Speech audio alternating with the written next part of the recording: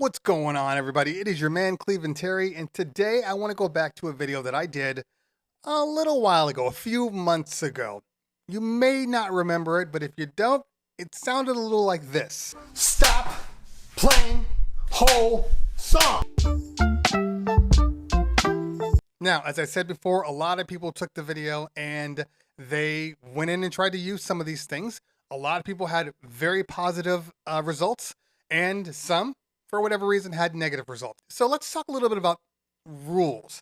Now, when I say you should be mixing songs no more than 2 to 2.5 minutes, and that's the latest, that's 2 hooks, 2 verses, and you're mixing out on the bridge, that's like the farthest you should be going with a song, in my opinion. But there are times when these rules do not apply. So that's what we need to be clear about. If you are playing Latin music, meaning salsa, bachata, merengue, and you're playing and it's couples dancing, of course, you're not going to cut songs halfway through the song.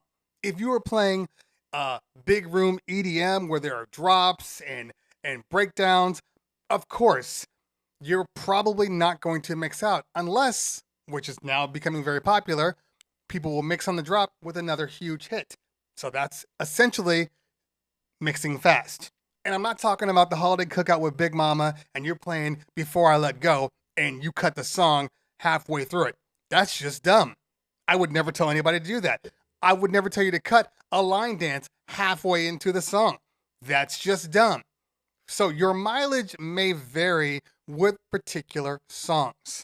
If there is a song like Don't Stop Believing, you'll play that song all the way through. Anthems, you're typically going to play all the way through. These are things that I didn't feel that I needed to put in a video because I thought you would kind of know that, but some of you just didn't know.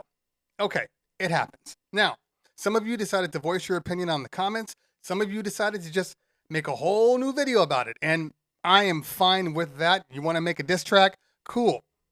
I will say one thing. Brian S. Red, if you're going to make a video about me, just get my name right.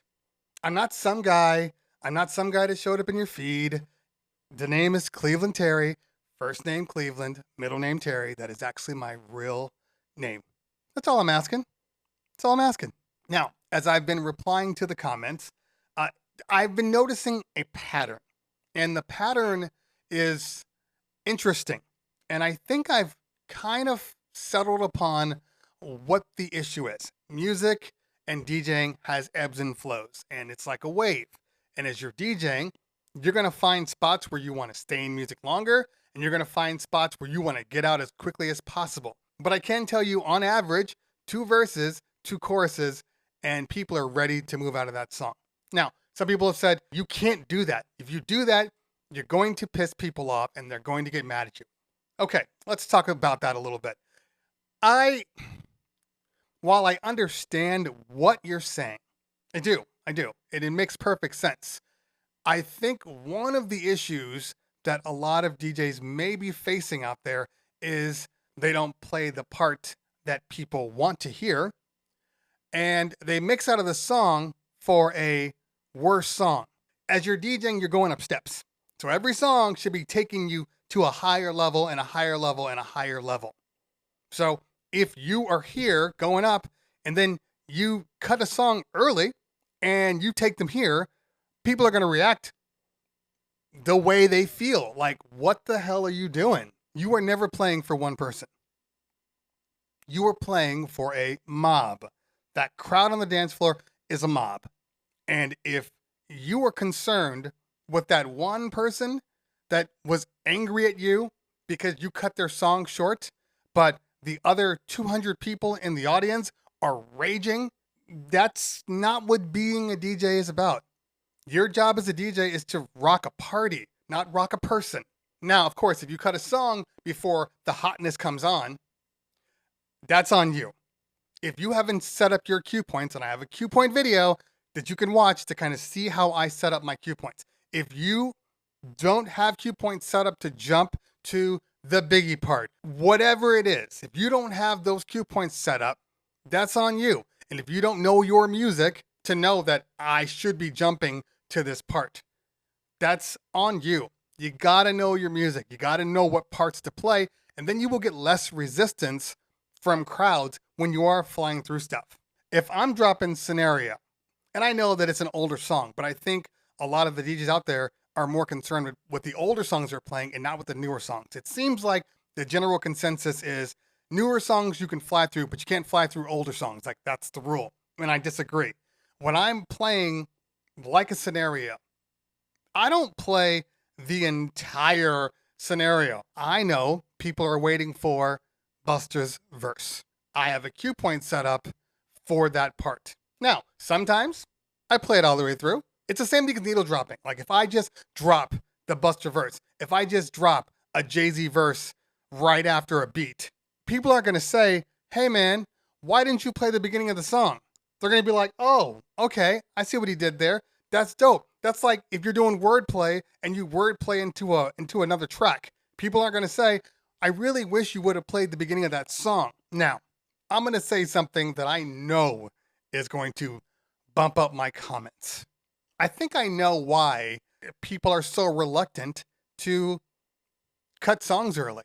Because one of the underlying themes in every comment that I saw where they disagreed was, well, what if I have to play 3-hour set?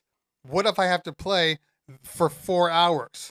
I think the biggest problem is a lot of DJs don't feel they have enough music. They don't think that they have enough music to be able to play 2-3 hours while flying through music. Now, let's do basic math, okay? And we're not talking about newer music. Newer music is typically 2.5 minutes to 3 minutes anyway.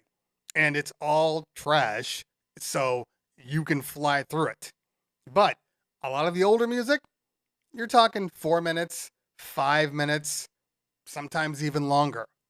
So if we take those old tracks, and we'll just say 5 minutes for math. 5 minutes, 1 hour of straight mixing. 5-minute tracks. You're talking about mixing approximately, if you were to mix out right before the ending, if you were like mixing out on the hook, you're talking about 13 songs an hour. 13 songs an hour.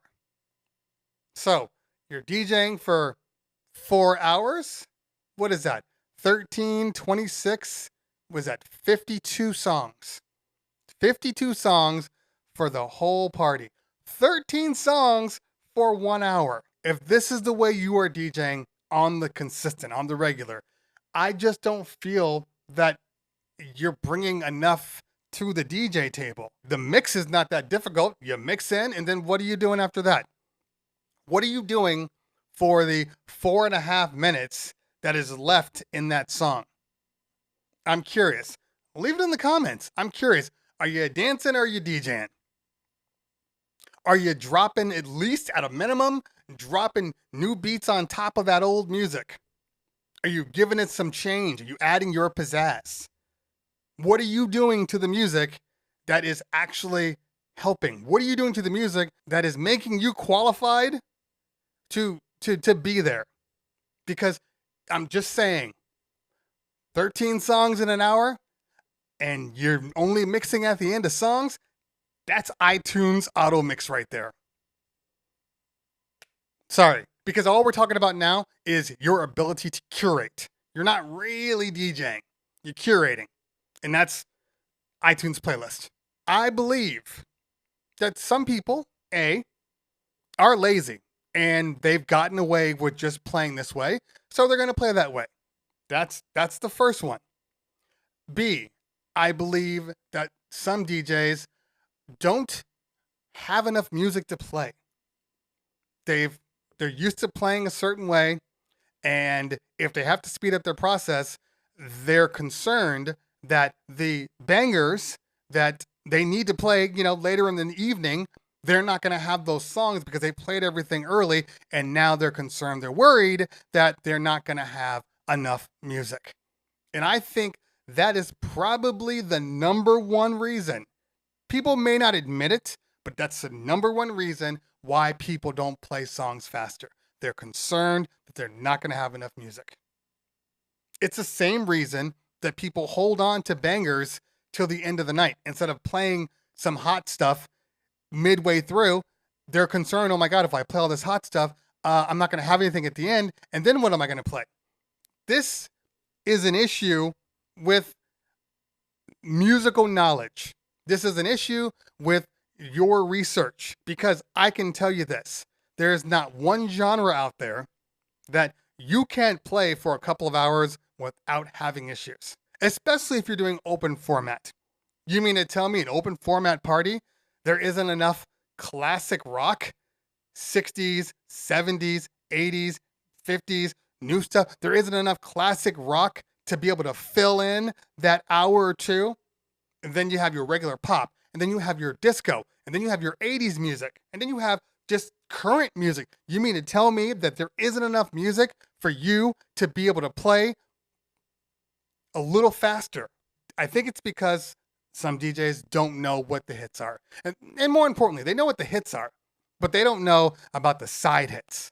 They don't know about the hits that maybe didn't hit the radio as much, but everybody that listens to that artist knows that that's the jam. Not this one over here, that one over there. So they don't know that they can play this one and this one and this one instead of just playing, the one that's been on the radio for 30 years. There shouldn't be any reason that you are still stuck trying to find music, especially older music. Older music should be easy because it doesn't change. The newer music should be the hard stuff. Go through your stuff again.